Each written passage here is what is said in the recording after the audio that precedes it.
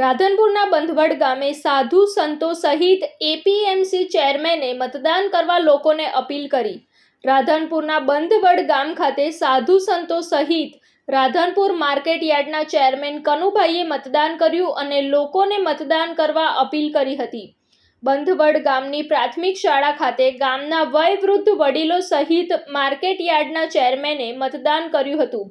જે મતદારોએ મતદાન ના કર્યું હોય એવા લોકોને ઘરેથી બહાર નીકળી લોકોને મતદાન કરવા એપીએમસીના ચેરમેન કનુભાઈએ અપીલ કરી હતી।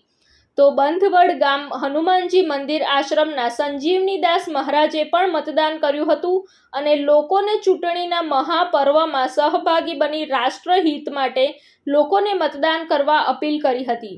લોકશાહીના મહાપર્વ એવી લોકસભા 2024ના ચૂંટણી નિમિત્તે આજે મેં મારો મતદાન અધિકારનો ઉપયોગ કર્યો।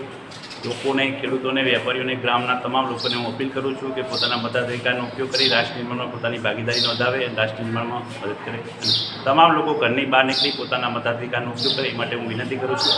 લોકતંત્રનું મહાપર્વ લોકસભા ચૂંટણી 2024 સંપૂર્ણ ભારતવાસીને આગ્રહ નિવેદન લોકશાહીને મજબૂત કરવા માટે અને રાષ્ટ્ર નિર્માણ માટે જંગી મતદાન કરો। કઈ રીતે રાષ્ટ્ર આગળ વધે, એક મજબૂત પક્ષ જે છે ભારતમાં સરકાર બનાવે એ અપેક્ષાથી બધાને અપીલ કરું છું।